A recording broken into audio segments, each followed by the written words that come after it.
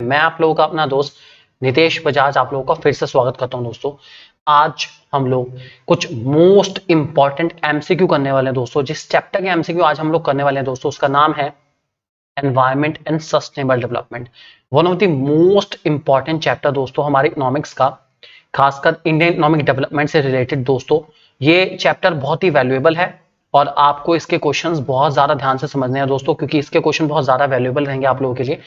तो समझ के करते हैं दोस्तों और शुरू करते हैं आज का सफर। आज की वीडियो दोस्तों बहुत ज्यादा यूजफुल रहेगी उन लोगों के लिए जो कि तैयारी कर रहे हैं यूपी टीजीटी कॉमर्स के लिए, यूपी पीजीटी कॉमर्स के लिए, सीयूटी इकोनॉमिक्स के लिए दोस्तों। इसके अलावा जितने भी एग्जाम जिसमें आपकी कॉमर्स या इकोनॉमिक्स आने वाली है, चाहे वो केंद्रीय विद्यालय का एग्जाम हो पीजीटी इकोनॉमिक्स के लिए या नवोदय विद्यालय का एग्जाम हो पीजीटी इकोनॉमिक्स के लिए, इन सब के लिए दोस्तों ये वीडियो बहुत बहुत बहुत ज्यादा हेल्पफुल रहने वाली दोस्तों। शुरू करते हैं आज के सवाल को। पहला क्वेश्चन आपके सामने आ चुका है। विच of the following is a fuel option in rural areas for sustainable development. दोस्तों सस्टेनेबल डेवलपमेंट के लिए अगर मुझे अच्छा ऑप्शन देना हो रूरल एरियाज में, तो मैं क्या दे सकता हूं? क्या वो एलपीजी ऑप्शन है, क्या वो गोबर गैस प्लांट है, क्या वो बायोमास है, या फिर both A and B. A and B का मतलब दोस्तों कि वो कहना चाह रहे एलपीजी और गोबर गैस प्लांट, ये दोनों ऑप्शन अच्छे हैं। तो सस्टेनेबल डेवलपमेंट के लिए वैसे आप लोग जानते हैं एलपीजी बहुत इंपॉर्टेंट है और इसके लिए गवर्नमेंट जो है उज्ज्वला योजना भी चलाती है, जिसमें एलपीजी गैस सिलेंडर के जो कनेक्शन है वो डिस्ट्रीब्यूट करे जाते हैं। काफी इंपॉर्टेंट योजना है।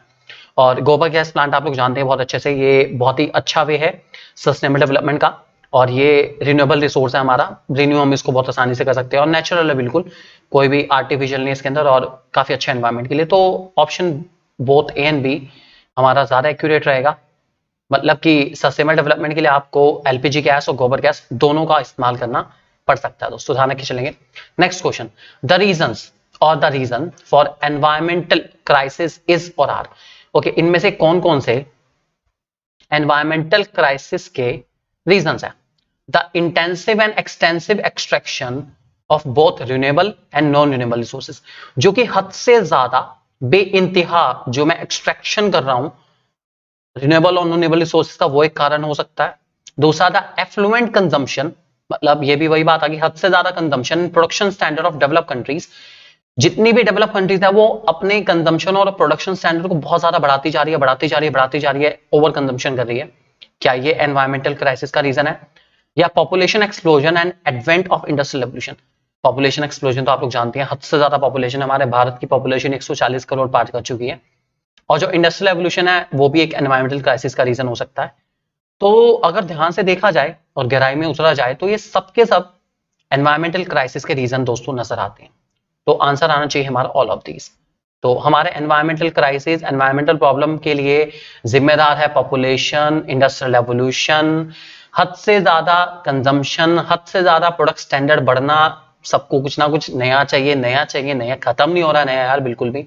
और रिन्यूएबल और नॉन रिन्यूएबल रिसोर्सेज का एक्सटेंसिव और इंटेंसिव एक्सट्रैक्शन, हद से ज्यादा बेइंतहा, ये सब के सब मुसीबत की जड़ रह सकते हैं दोस्तों। Question number 3, which of the following statement is correct. इनमें से कौन सा स्टेटमेंट बिल्कुल सही है?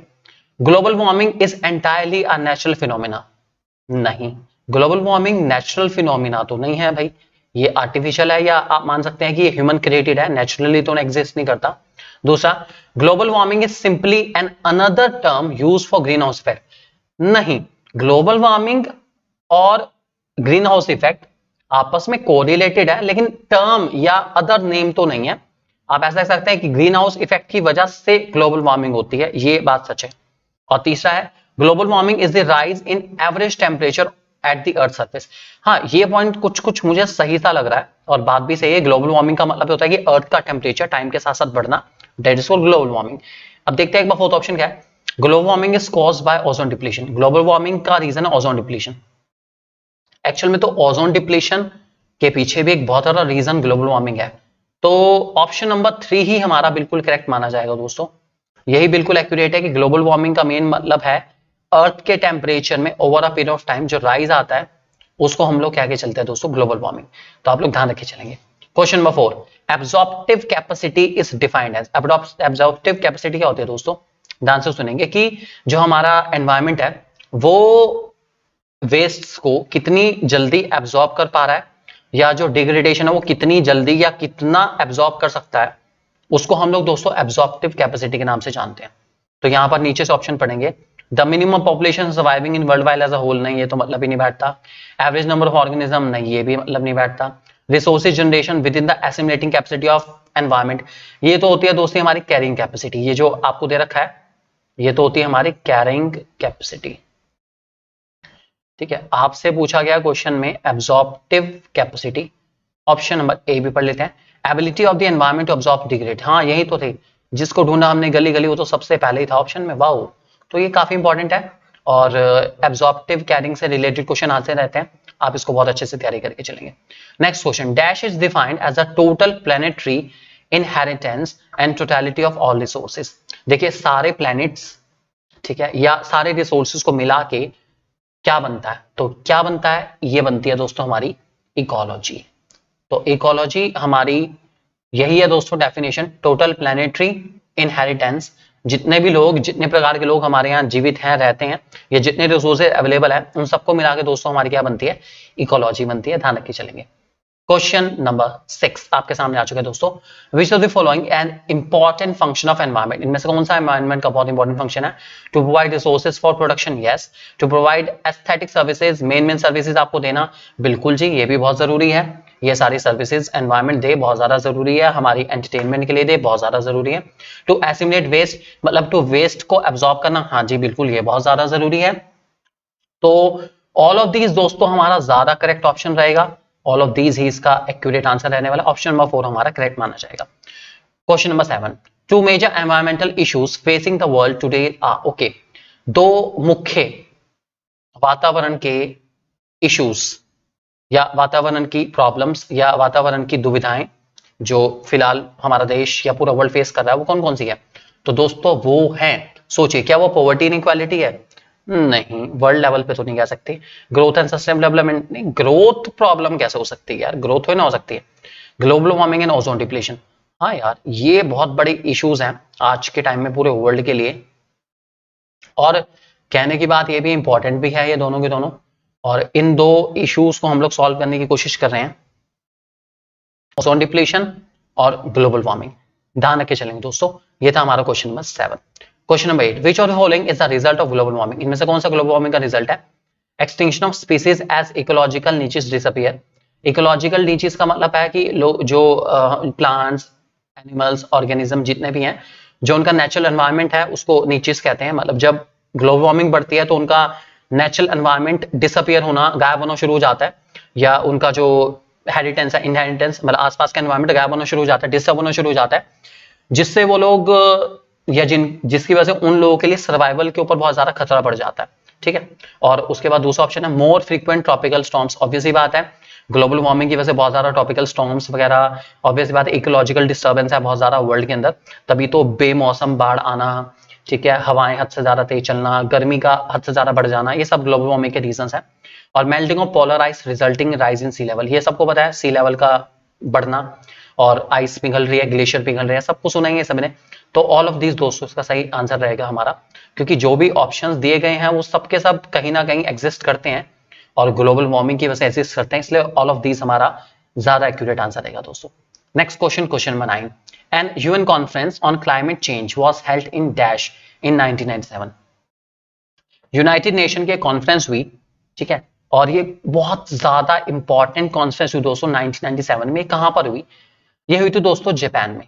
जापान में एक सिटी है उसका नाम है क्योटो, KYOTO, क्योटो। तो ये जापान में है, यहां पर एक कॉन्फ्रेंस हुई थी 1997 में जो कि काफी इंपॉर्टेंट थी, और जिसका मेन पर्पस था देश को या पूरे वर्ल्ड को ग्लोबल वार्मिंग इश्यूज और ओजोन डिप्लीशन इश्यूज पर जागरूक करना और बताना कि क्या करा जा सकता है इन सब चीजों से फाइट करने के लिए, और कैसे हम अपने देश को और इवन पूरे वर्ल्ड को इन सब इश्यूज से बचा सकते हैं, ये इसका मेन पर्पस था दोस्तों। Question number 10, ozone depletion refers to the phenomena of reduction of the in the amount of ozone in the dash, okay. अब मेन क्वेश्चन है कि जो ओजोन डिप्लेशन होता है वो ओजोन लेयर का होता है, सबको पता है। ओजोन लेयर है कहाँ पे, क्या वो एक्सोस्फेयर में है, ट्रोपोस्फेयर में, मेसोस्फेयर में, स्ट्रेटोस्फेयर में है? तो दोस्तों सही आंसर है स्ट्रेटोस्फेयर। ओजोन डिप्लेशन हमेशा एनवायरमेंट की जो लेयर है स्ट्रेटोस्फेयर उसमें होता है। काफी इंपॉर्टेंट है क्वेश्चन, और इस टाइप के क्वेश्चन आने के चांसेस काफी ज्यादा रहते हैं। अगर आप इसकी क्वेश्चन की प्रैक्टिस करते चलेंगे तो आपका काफी बेनिफिट रहेगा दोस्तों, ध्यान रखे चलेंगे। इसके अलावा एक चीज और बता दूं दोस्तों, बहुत सारे अमेजिंग कंटेंट के लिए आप हमारी ऐप 1-to-1 क्लासेस के ऐप को डाउनलोड कर सकते हैं, और उस पर बहुत सारे free test time to time upload हो रहे हैं। ये टेस्ट आपकी तैयारी को बहुत शानदार बनाएंगे। ये टेस्ट जरूरी है आप लोगों के लिए, अगर आप CUET की तैयारी कर रहे हैं, चाहे वो इकोनॉमिक्स के लिए तैयारी करें, चाहे वो बिजनेस स्टडीज के लिए तैयारी करें, या इवन आप लोग अकाउंट्स के लिए तैयारी करें, तब भी आपके लिए ऐप, जिसका ऐड आपको यहाँ पे ऊपर चलता हुआ नजर आ रहा है, 1-to-1 क्लासेस की ऐप को दोस्तों अभी डाउनलोड करिए, और ये ऐप के थ्रू आपकी तैयारी बहुत शानदार होने वाली है। इस पे बहुत सारा फ्री कंटेंट आप लोगों के लिए, प्रैक्टिस करिए और आप लोग बहुत अच्छे स्कोर कर सकते हैं। इसके अलावा यूपीटीजीटी या जितने भी स्टेट्स हैं, अगर उनका कहीं पर भी कोई भी टीजीटी पीजीटी का एग्जाम होता है जिसमें कॉमर्स या इकोनॉमिक्स का सिलेबस आ रहा है दोस्तों, ये सबके लिए भी आप हमारी ऐप का सहारा ले सकते हैं। आपकी तैयारी को बेहतर से बेहतरीन कराने के लिए आपका अपना यूट्यूब चैनल दोस्तों 1-to-1 क्लासेस हमेशा आपकी सेवा में हाजिर। Next question, which of the following is the cause of ozone depletion? Okay, ozone depletion का मेन कॉज क्या है? नॉइज पॉल्यूशन तो नहीं है, बिल्कुल भी नॉइज पॉल्यूशन का ओजोन लेयर से कोई लेना देना नहीं है। वाटर पॉल्यूशन का भी कोई लेना देना नहीं है। मेन लेना देना है एयर पॉल्यूशन का। ये एयर पॉल्यूशन ही हमारी ओजोन डिप्लीशन की सबसे बड़ी जड़ है। ये काफी इंपॉर्टेंट क्वेश्चन है दोस्तों। Question number 12, which of the following are green house gases? Green house gases दोस्तों ये सारी हैं, ये हमारी मेन ग्रीन हाउस गैसेज हैं। N2O, CH4, CO2, ये सब के सब हमारी ग्रीन हाउस गैसेज ही हैं। ये आप लोग ध्यान रख के चलेंगे दोस्तों, भूलेंगे बिल्कुल नहीं। ये 3 नाम काफी इंपॉर्टेंट है आप लोगों के लिए। Next question, the Chipko movement which aimed at protecting forest started in dash? Chipko movement कहां पे स्टार्ट हुआ था? भाई चिपको मूवमेंट स्टार्ट हुआ था कर्नाटका में, हिमालय में, महाराष्ट्र में, केरल में। सोचिए एक बार, जस्ट थिंक अबाउट इट, और इसका आंसर आप दोस्तों मुझे दीजिए कमेंट सेक्शन में। तो मैं चाहता हूं कि आप कमेंट सेक्शन में जाकर मुझे बताएं कि जो चिपको मूवमेंट है वो कहां पर स्टार्ट हुआ था, चिपको मूवमेंट कहां हुआ, वो आपको बताना है दोस्तों। इसका आंसर आपको कमेंट सेक्शन में जाके देना है। मैं इंतजार करूंगा आपके कमेंट का, और जो बिल्कुल एक्यूरेट कमेंट होगा दोस्तों उसको पिन कर दिया जाएगा। ध्यान रखेंगे दोस्तों, पिन अप कर देंगे हम आपके लिए एक्यूरेट कमेंट, ध्यान रखेंगे दोस्तों इस बात को। Question number 14, sustainable development refers to the development process that meet the need of dash? Present generation, future generation, both. Simple सी बात, दोनों। सस्टेनेबल डेवलपमेंट का मेन मतलब यही है कि fulfilling the needs of present generation without harming the needs of future generation. मतलब जो आज वाले हैं वो अपनी जरूरतों को पूरा कर पाए, और जो भविष्य वाले हैं आने वाले, वो भी अपनी जरूरतों को पूरा कर पाए। यही है दोस्तों हमारा सस्टेनेबल डेवलपमेंट का मेन ऑब्जेक्टिव दोस्तों, ध्यान रखे चलेंगे। Question number 15, the dash emphasis on protecting the future generation? Okay, इनमें से कौन सा फ्यूचर जनरेशन को प्रोटेक्ट करने के ऊपर फोकस कर रहा है दोस्तों? इसका नाम है दोस्तों ब्रंडलैंड कमीशन दोस्तों। ये काफी इंपॉर्टेंट है। ये ब्रंडलैंड कमीशन दोस्तों वही कमीशन है जिसके अंडर आपका सस्टेनेबल डेवलपमेंट आया था, या सस्टेनेबल डेवलपमेंट का कंसेप्ट इंट्रोड्यूस करा गया था दोस्तों, और ये काफी इंपॉर्टेंट है। इस कमीशन में मेन पर्पस है कि हम लोग अपनी प्रेजेंट जनरेशन की नीड्स को फुलफिल करें और बिना फ्यूचर जनरेशन की नीड्स को हार्म करें दोस्तों, ध्यान रख के चलेंगे। Question number 16, global burden of disease are mainly caused because of dash? दोस्तों GBD, global burden of disease क्या होता है? ये एक स्टेज है या एक सिचुएशन मान लीजिए, या एक सफरिंग जो लोगों को झेलनी पड़ रही है due to presence of non communicable diseases. तो दोस्तों नॉन कम्युनिकेबल डिजीज की वजह से जो सफरिंग लोग फेस करते हैं उसको दोस्तों हम लोग GBD, global burden of disease के नाम से जानते हैं। काफी इंपॉर्टेंट है ये, और हमारा इंडिया इसके अंदर काफी ज्यादा एक्टिव है, और हमारे यहाँ बहुत सारे लोग बहुत ज्यादा सफर करते हैं। अराउंडली बताया गया है कि पूरे वर्ल्ड के 20% GBD हमारे इंडिया में है, 20%, तो जो कि काफी ज्यादा बैठता है हमारे इंडिया के हिसाब से, और लोग बहुत ज्यादा प्रॉब्लम फेस करते हैं GBD की वजह से। तो वो कितना टाइम इस इलनेस में बिताते हैं या कितना टाइम इस इलनेस की वजह से बिताते हैं, वो सबका सब दोस्तों हमारा GBD, global burden of disease कहलाता है, ध्यान रखे चलेंगे। इसमें इवन वुमेन रिलेटेड इश्यूज भी सब इसी में आते हैं। जो भी हेल्थ इश्यूज हैं मैं उनकी बात कर रहा हूं दोस्तों। Question number 17, underground and open cast is the method of dash. देखिए अंडरग्राउंड, जो अंडरग्राउंड भी हो ऊपर भी हो, मतलब जमीन के नीचे भी चल रही हो जमीन के ऊपर भी चल रही हो। एग्रीकल्चर तो नहीं होता भाई ऐसा, हाउसिंग भी नहीं हो सकती, ट्रांसपोर्टेशन भी नहीं हो सकता, ये होता है दोस्तों माइनिंग। एक्चुअल में माइनिंग के दो ही मेथड है, एक को कहते हैं अंडरग्राउंड और दूसरी होती है हमारी ओपन कास्ट। जो खदानों के अंदर चलती है उसे कहते हैं अंडरग्राउंड और जो ऊपर ऊपर करी जाती है उसे कहते हैं ओपन कास्ट। सिंपल सा क्वेश्चन दोस्तों, ध्यान रखे चलेंगे। Question number 18, the term sustainable development was coined bye, मैंने आपको अभी बताया जो सस्टेनेबल डेवलपमेंट है वो कहां से आया दोस्तों, वो कंसेप्ट आया हमारा वुडलैंड कमीशन से, जो कि काफी इंपॉर्टेंट है, आप हमेशा ध्यान रखे चलेंगे, ये काफी इंपॉर्टेंट क्वेश्चन है। बाकी ये जो कमिटीज है इनके बारे में बता दूं, तापस मजूमदार कमेटी, ये दोस्तों हमारी राइट टू एजुकेशन वाली कमेटी है, जिस कमेटी ने कहा कि भैया 6 से 14 साल तक के बच्चों का पढ़ना बहुत ज्यादा जरूरी है, तापस मजूमदार कमेटी काफी इंपॉर्टेंट है। काप कमेटी दोस्तों हमारी एसएसआई स्मॉल स्केल इंडस्ट्री से रिलेटेड है, कि एक कोई भी इंडस्ट्री जिसके अंदर इन्वेस्टमेंट आज के टाइम में 1 करोड़ से कम हो, वो स्मॉल स्केल इंडस्ट्री, एनसीईआरटी की भाषा के अकॉर्डिंग बता रहा हूँ, ठीक है। स्मॉल स्केल इंडस्ट्री वो इंडस्ट्री जिसकी इन्वेस्टमेंट कैपिटल गुड्स में 1 करोड़ से कम हो, उसको एसएसआई कहा जाता है। और महालानोबिस कमीशन आपका दोस्तों हमारा रिलेटेड है 5 ईयर प्लान से, ये आप लोग जानते भी हैं, 5 ईयर प्लान के आर्किटेक्ट मिस्टर पीसी महालानोबिस, तो काफी इंपॉर्टेंट है ये, मैंने आपको बताया, आप इसको नोट करके चलेंगे तो आपको बहुत बेनिफिट होगा, क्योंकि क्वेश्चन इन पे भी पूछा जा सकता है कभी भी आपको फ्यूचर में, तो आप इन सब कमिटीज को बिल्कुल भूल के नहीं चलेंगे, ध्यान रखे चलेंगे दोस्तों। Question number 19, the situation where rate of resources extraction is not more than rate of regeneration of resources, मतलब जिस रेट पे मैं एक्सट्रैक्ट कर रहा हूं रिसोर्सेज को नेचर से ले रहा हूं वो ज्यादा नहीं है रेट ऑफ रीजनरेशन से। सिंपल भाषा में कहूं तो जिस रफ्तार से पानी भर रहा है और जिस रफ्तार से मैं पानी निकाल रहा हूं, मेरी पानी निकालने की रफ्तार हल्की है और पानी आने की भरने की रफ्तार तेज है कंपैरेटिवली, तो कोई दिक्कत नहीं, कभी बाल्टी खत्म हो ही नहीं सकती। अगर पानी बाल्टी में तेजी तेजी भर रहा है और मैं हल्के हल्के निकाल रहा हूं तो पानी बाल्टी से कभी भी खत्म होने वाले नहीं है दोस्तों, ध्यान रखे चलेंगे।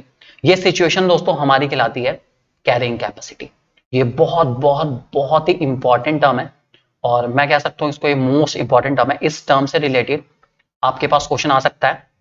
कैरिंग कैपेसिटी, एब्जॉर्प्शन कैपेसिटी दोनों बहुत इंपॉर्टेंट कंसेप्ट है, जबकि एब्जॉर्प्शन कैपेसिटी हमारी सिंपल सी है कि एनवायरमेंट कितने एब्जॉर्ब को अपना एसिमुलेट कर सकता है, एब्जॉर्ब कर सकता है, एब्जॉर्प्शन कैपेसिटी ध्यान रखे चलेंगे दोस्तों। लास्ट क्वेश्चन हमारा क्वेश्चन नंबर 20, सीपीसीबी किस चीज के लिए स्टैंड करता है? सीपीसीबी दोस्तों हमारा स्टैंड करता है सेंट्रल पोल्यूशन कंट्रोल बोर्ड, ठीक है। सीपीसीबी को स्टैब्लिश करा गया था 1974 में।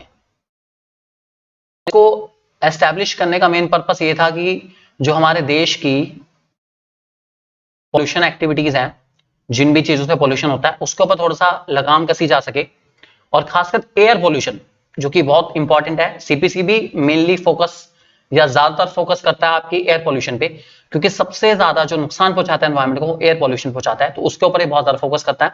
इसके अलावा वाटर पोल्यूशन, नॉइस पोल्यूशन सब पे फोकस करेगा, लेकिन मेन इसका पर्पस या मेन इसका कंसंट्रेशन रहता है एयर पोल्यूशन पे, उसको कंट्रोल करने की कोशिश करता है सीपीसीबी हमारा दोस्तों, ध्यान रखे चलेंगे। तो ये था दोस्तों आपके सामने कुछ बहुत ही शानदार question sustainable development, environment and sustainable development chapter से। मुझे उम्मीद है आपको बहुत अच्छे समझ आ गए होंगे सारे के सारे क्वेश्चन। चैप्टर को पढ़ के आराम से इन क्वेश्चन की प्रैक्टिस करिए और आपका कमांड इस चैप्टर पे बहुत बहुत बहुत एक्सीलेंट हो जाएगा दोस्तों।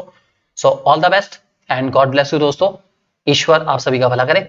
आपका अपना यूट्यूब चैनल 1-to-1 क्लासेस, जल्दी से इस चैनल को सब्सक्राइब करिए। आपका अपना चैनल हमेशा आपकी सेवा में हाजिर आप लोगों के लिए दोस्तों।